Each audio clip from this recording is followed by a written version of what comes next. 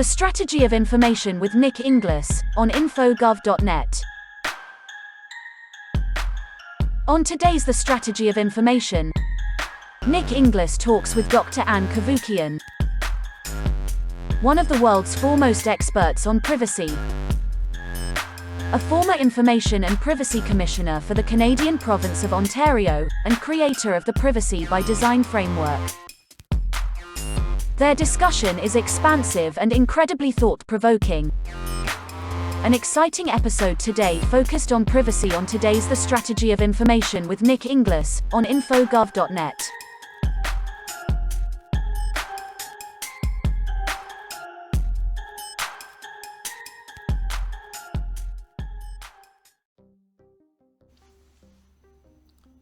The more someone knows about you, the more they can exert control over you.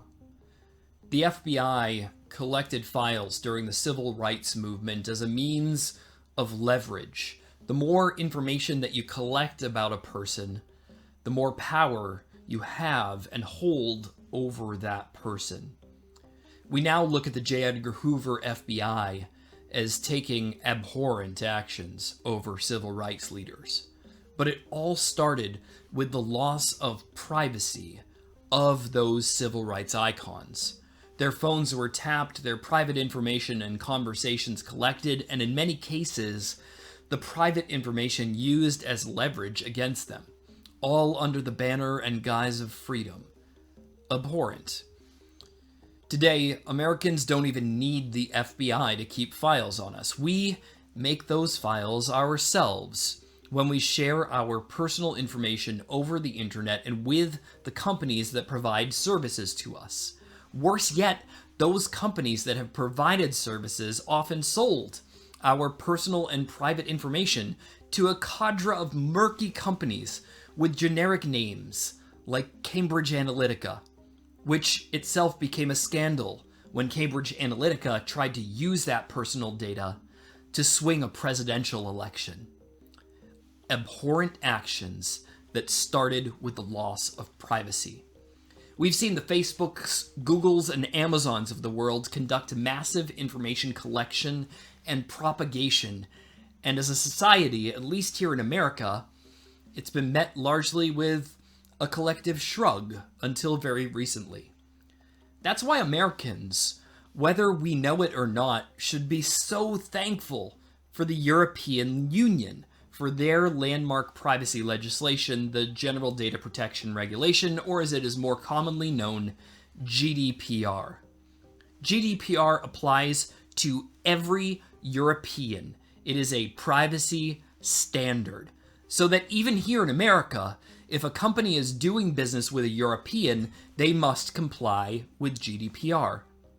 How do you know if the website visitor to your company website is an American or a European expat who happens to live in America right now? How do companies know if GDPR should apply in any particular interaction? Largely, they don't.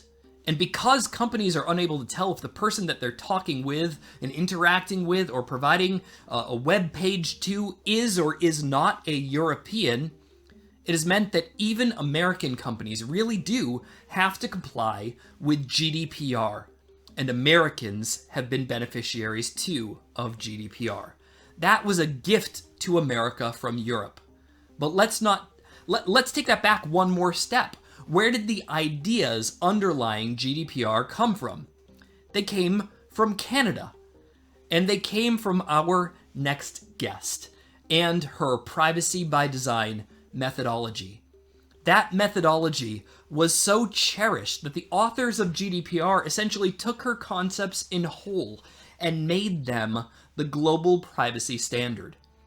Our next guest is arguably the strongest voice and advocate for privacy worldwide, and I am delighted to share with you the conversation that I had with founder and CEO of Global Privacy and Security by Design, Dr.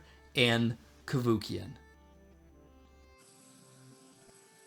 Cavoukian, welcome to the Strategy of Information. It's great to have you. My pleasure. Thank you for inviting me, Nick. Oh, always. And So let's start at the very beginning. Why should the average human, not the information professional, but just the average person living on this planet, why should we care about privacy? Because it's essential to life. It forms the foundation of our freedom. It should be up to you to decide how your personal information is used and to whom it's disclosed. I always say to people, you want to give away your information, be my guest, as long as you make the decision to do that. Because absent that, it could come back to haunt you in ways you can't even imagine. So it's all about personal control, that the individual decides what they want to do with their information. It's that simple and that complicated. I was going to say, there are some folks, admittedly, myself included from time to time when I'm feeling exasperated, who say, privacy is dead, or privacy is along the lines of death, because I look at the information that's available about me on the internet, whether it's, social media or aggregators, these dark data broker dealers, information that was hacked years ago, that's out on the dark web. It's easy to look at the whole thing and say, maybe privacy doesn't exist anymore. So for those who are, throwing up the white flag on privacy, give us some hope here. And what is our path to privacy? It's nonsense that privacy is dead. Yes, it's being challenged. There's no question. I don't disagree with that at all.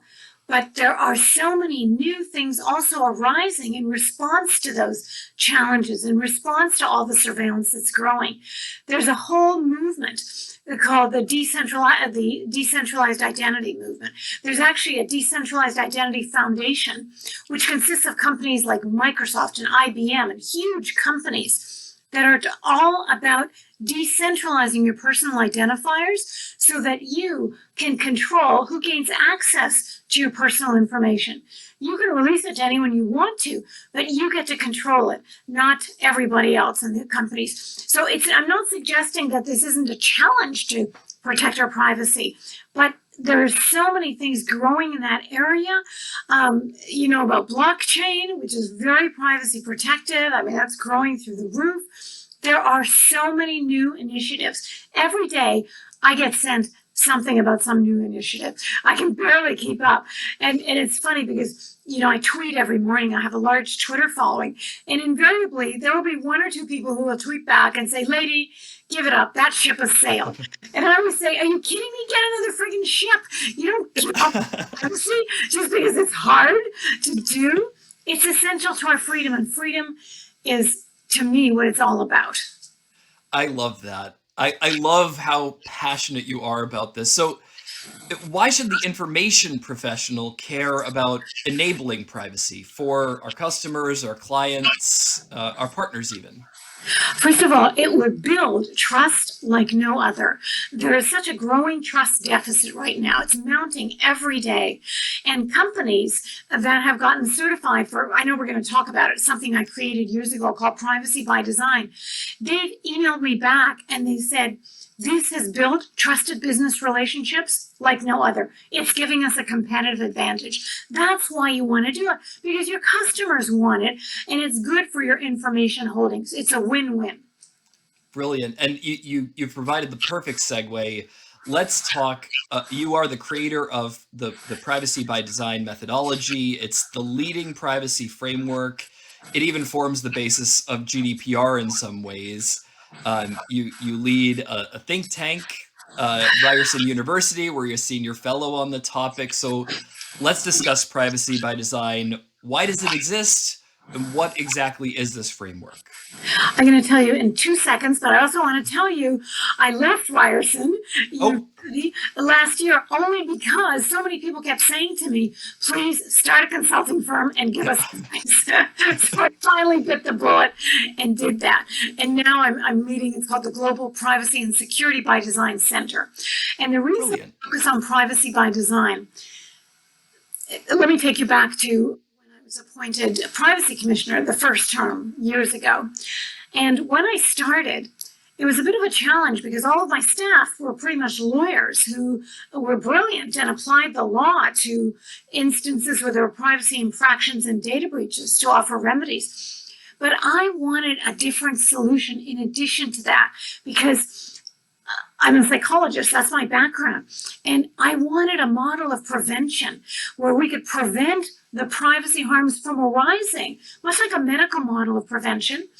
And you do this proactively by embedding much needed privacy protective measures into the design of your operations. Bake it into the code so that you can prevent, ideally, the harms from arising. So that's why I created Privacy by Design, literally at my kitchen table over 3 nights. And then I had to convince my staff that this was worthy of their attention. And it took a while, but they came around, because I wasn't saying privacy by design versus regulatory compliance. No, you do both. They complement each other. And again, privacy by design is all about embedding the protections we need on a daily basis into all of our operations, our policies, our procedures, our code. Make it an essential component so people can't forget about it. It's always there. There are 7 foundational principles to privacy by design. And the second one is privacy as the default setting. And this is the game changer, because instead of expecting your customers to go and search through all the legalese in the terms of service and the privacy policy to find the opt-out box that says, do not use my personal information for any purpose other than the primary purpose of the data collection, which I've consented to. They don't do that. Life is short. But it doesn't mean that people don't care about privacy deeply. In the last 2 years, all of the public opinion polls have come in at the 90 percentile in terms of concern for privacy. 90% very concerned about their privacy. 92% concerned about loss of control over their personal information. So privacy as the default setting flips that on its head, and it says to people, you don't have to ask for privacy. We give it to you automatically. It's the default setting. It's embedded into our operations. Win-win. And that thought, hold on. I'm picturing you at your kitchen table. You've been up several nights, I assume, struggling with this challenge. Driving my husband crazy. And you have to have family that's supportive when you're doing this type of work as well. So kudos to those around you. You're up late at night. It's the big challenge of privacy. You're feeling the responsibility because at that point you are one of the information commissioners of Canada. Each, for those unfamiliar, each province in Canada has an information commissioner. It's a bit of a Information and Privacy Commissioner. Thank you. Information and Privacy Commissioner. It's a bit of a decentralized model, giving each of the territories some authority, but not quite as decentralized as the American model, which is every state is completely on their own, making up their own rules. So you're up late at night, you're feeling the responsibility, and you're brainstorming this concept, which is, about to form the basis of essentially all privacy legislation coming forward. What were you thinking in that moment of, a napkin and a pencil? What was it? I was thinking a lot about the medical model of prevention. I've had, and I speak about publicly because I always want to give people hope. I had a lot of surgery, a lot of neurosurgery. I've been in and out of hospitals. The medical model is amazing in terms of trying to prevent future harms from arising. And so that's the model that I was looking at in terms of, we can do this. We have to proactively, if the privacy protective measures are embedded, identified up front and embedded into our technology and our policies and practices, we can do this. And wouldn't it be amazing to think that way instead of you just let the privacy harms arise and then afterwards offer a remedy? Too little, too late. Yeah. And so that's what fueled this. And I was delighted because, first of all, I didn't know if this would take off. So I remember going to, every year there's an International Privacy Commissioners Conference, usually in Europe. In the year that I proposed this, it was in Jerusalem. And at the end of a 3 or 4 day conference, there's a half-day closed session for commissioners only, where we're allowed to introduce resolutions that the entire Assembly of Commissioners vote on. And I introduced a resolution that privacy by design should complement regulatory compliance, and that regulatory compliance in and of itself was no longer sustainable as our only method of protection.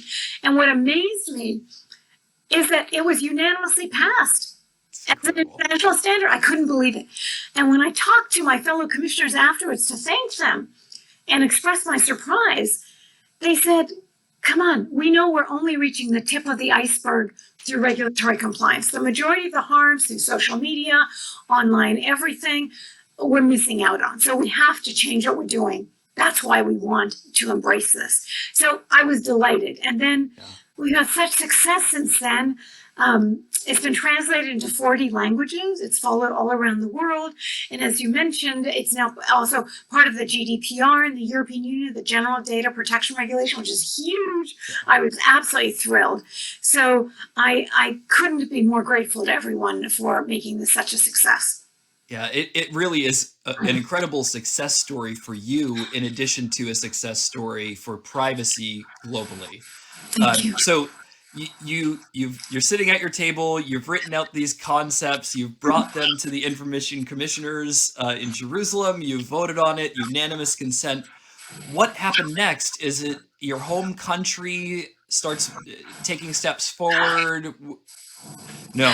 Actually, you know what's amazing, and this is what always blows me away, that what Europe is leading the way, but countries all around the world are embedding this into their latest statutes and laws. Brazil was the latest one. I've been in constant communication with them, but it's followed all around the world. In Canada, do you think we would do it?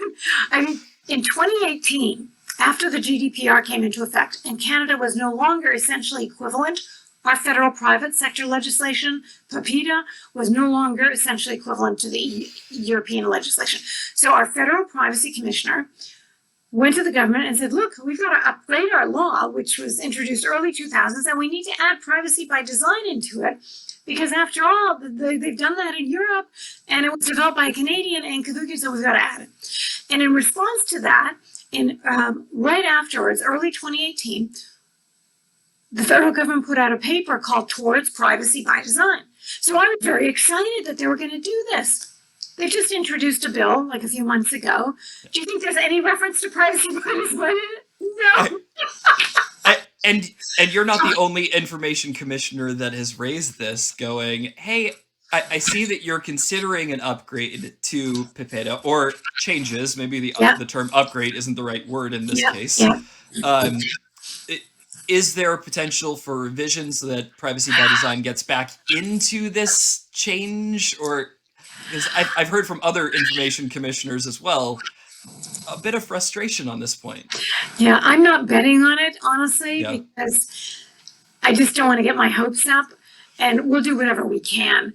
But honestly, the main way that privacy by design is taking off now is companies come to me who want to be certified that they're doing privacy by design. And with their consent, I send KPMG, who I work with on certifications, in to their company to look under the hood and confirm that they're following the 7 foundational principles and everything. And once they do that, I give them the, yes, you are certified for privacy by design. And they love it. They post it on their website. They sing it from the rooftops because it gives them such trusted business relationships with their customers, and it gives them an edge over their competitors. So that's the way I think this is going to grow. And that is brilliant, because you've got the groundswell happening at the individual organization level. Over in Europe, you have GDPR, where there's significant advancements happening. And then there's Canada and the United States, where, you've got Brazil and South America making some solid advancements. But here in North America, where the two of us are, in Canada with you and in America with me, do you want to just give us the state of North American privacy, if there is a state? Well, California introduced very good legislation last year, the year before, and other states are now coming in. I understand Virginia has just introduced some legislation, and others. So, we're inch by inch, we're going to get there.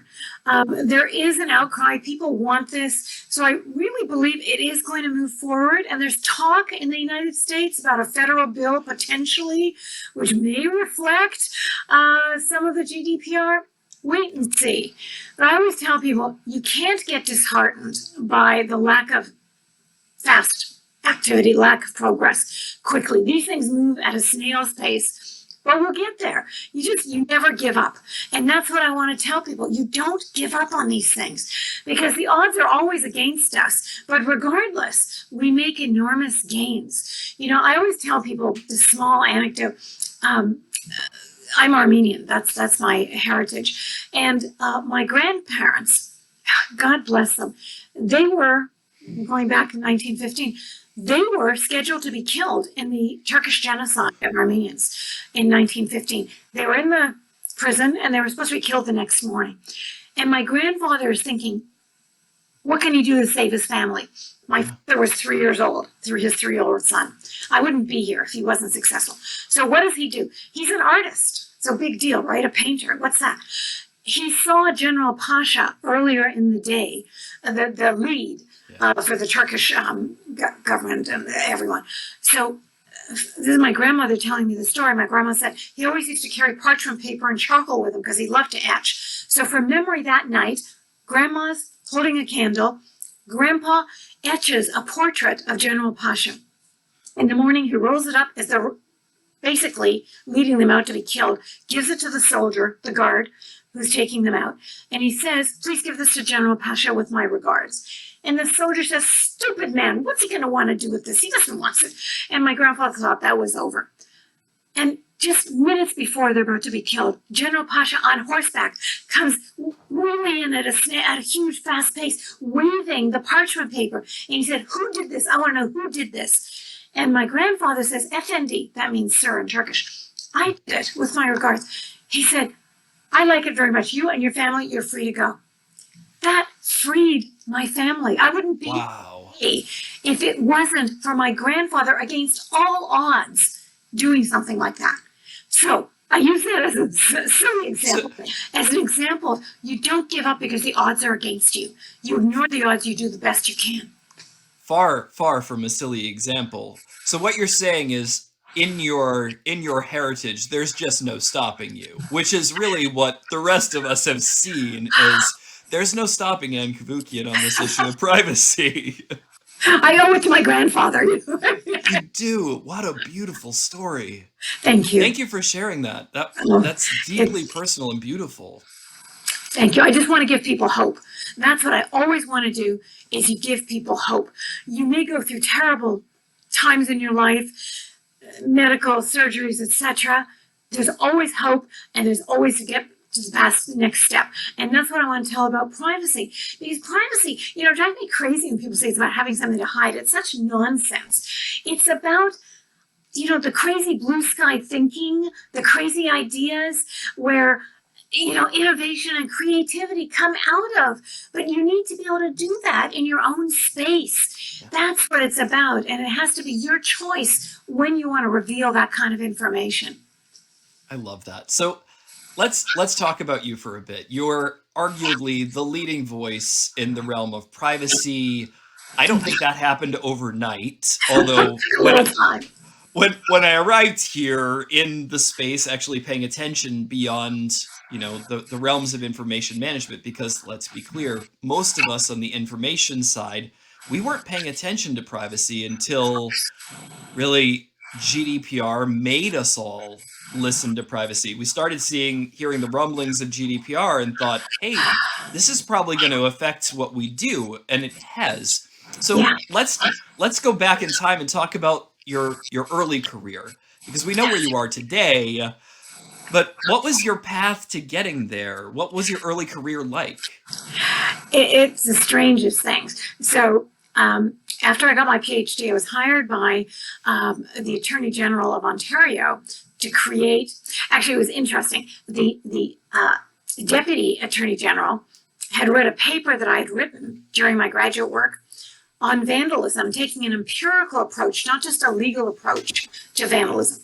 And when I finished, and I was looking for a job, he said, look, I can give you a 1-year contract.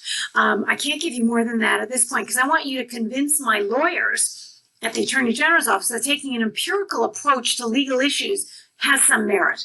And I loved it. I was very young. I was just, oh boy, I could convince everybody. So I started with the Attorney General's office, and I was the director of research. And slowly, very slowly, working with the lawyers, I said, if you take an empirical approach at some of the legal issues, that will complement the legal approach you're taking now. Yeah. And it just took off. So it was wonderful. I worked there for about 3 to 5 years, working with the lawyers and various departments and really moving this forward. And then I was very fortunate. Justice Sidney Linden was appointed as the first Privacy Commissioner of Ontario, and I'd worked with him when I was at the Attorney General's office, and he hired me as the first Director of Compliance. And I started there, and then I became the Assistant Commissioner, and when he got appointed to the court as Justice Sidney Linden, I applied for the job, and here we are. I was very fortunate. And the entire time you were on a 1-year renewing contract each year. That's brilliant. That is an incredible trajectory. And it's really just continuing to put your ideas out there. That's what I always tell people. If you think you have something that is worth listening to in terms of other people, get it out there. Get feedback. It'll be modified. Get feedback and just test it and continue to test and refine it. And that's what, to me, it's all about. Expressing our ideas, interacting with people, getting the word out largely as to the benefits of what you're trying to advance. Yeah. And for our audience who may be thinking, I've got ideas, I've got aspirations, I'm hearing this story and I'd like to have a career like that. How can they, and all of us really, try to replicate that success? What are some tips you have for us? Bear in mind, you have to work your tail off. I mean, this is 27. There wasn't any, because as a psychologist, I'm entering into the legal area. I mean, I studied psychology and the law when I was in graduate school, but still, I wasn't a lawyer. So evenings at home, I did everything on legal to make sure that I could interact with the lawyers that I was working with at a level that made sense to them, that I knew what I was talking about. So whatever you're working on, make sure you get into it deep. You have to have a very good understanding of everything, and areas associated with that you have to learn about. Yeah. And through this pandemic, you've been doing virtual keynotes. I've seen some television appearances, some radio appearances. You're on podcasts like this one. But I hate it, Nick. I hate not being able to go out and interacting with audiences and taking their questions and having meetings. So obviously, this is far better than nothing. I'm delighted that I can do this. I can do interviews. I've given a lot of talks online, via Zoom, etc. So do whatever you can. I guess that's the bottom line. Yeah. This is going to be forever. So maintain your contacts and your areas of expertise and get the word out so that people don't lose interest just because we're going through this horrible pandemic. Yeah. And tell me about, so you're working with KPMG doing analysis of organizations. What is it that you're doing now? How do companies and individuals work with you, Anne? Often I'm very well known and my information is available online. So people just email me. I just had 2 other offers last week from wonderful companies. I just accepted an agreement with, it's called Innovate Cities. They had heard when I was working with Sidewalk Labs on creating a smart city for Toronto, which is where I live.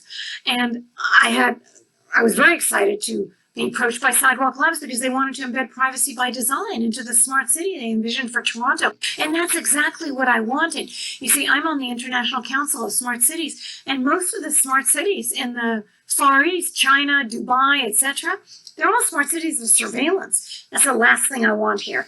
So exactly. I said to Sidewalk Labs, I'm happy to work with you, embed privacy by design, but I said, let me warn you, I will be a real stickler and we'll have to follow the privacy. And they said, that's what we want.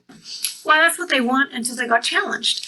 And I won't give the whole story, but there was a point where they just said, we're creating an urban trust. We're going to open up to lots of companies and governments. And of course, we'll encourage them to embed privacy by design into their operations, but we can't make them do that.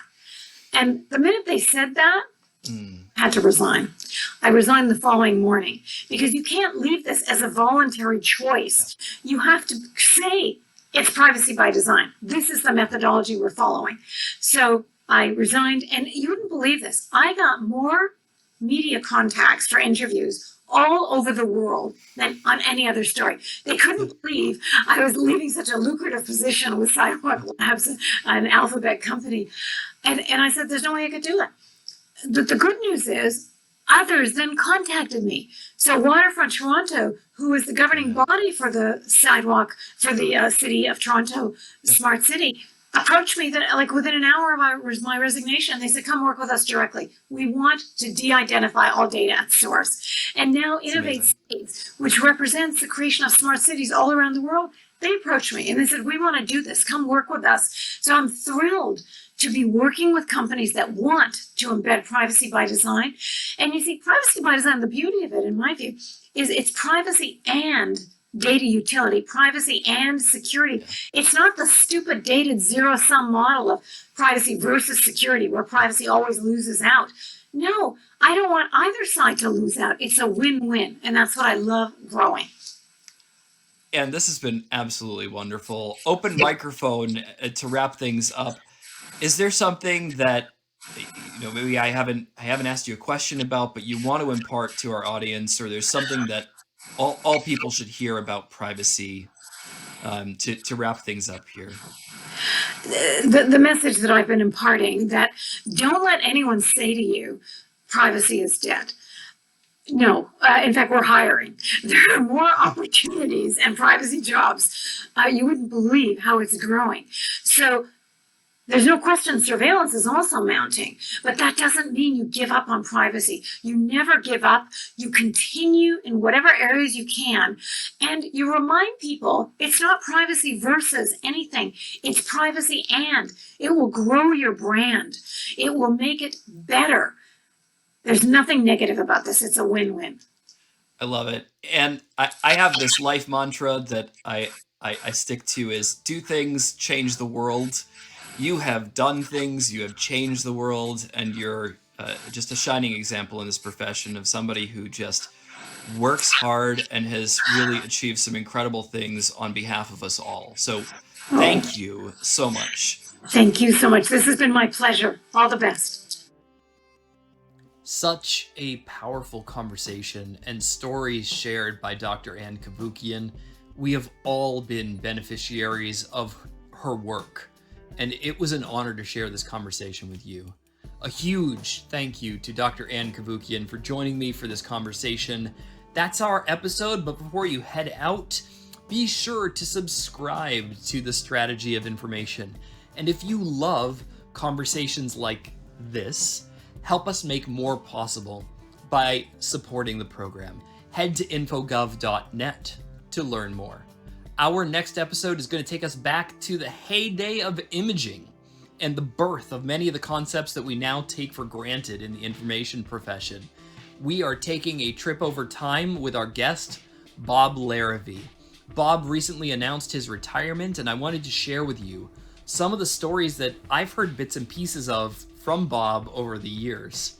I'm excited for you to tune in to the next episode of the Strategy of Information. Until then, I wish you the absolute best in all of your information endeavors. The Strategy of Information is listener and sponsor-supported programming. Subscribing to the podcast is free, but supporters gain access to every episode in HD video, bonus episodes, the occasional extended interview, merch like tote bags and stickers, and so much more. Head to infogov.net to learn more about supporting the program. Corporate sponsorship options are now available for Season 2 of The Strategy of Information. The Strategy of Information with Nick Inglis is available on podcast platforms everywhere and online at infogov.net. This has been a production of infogov.net.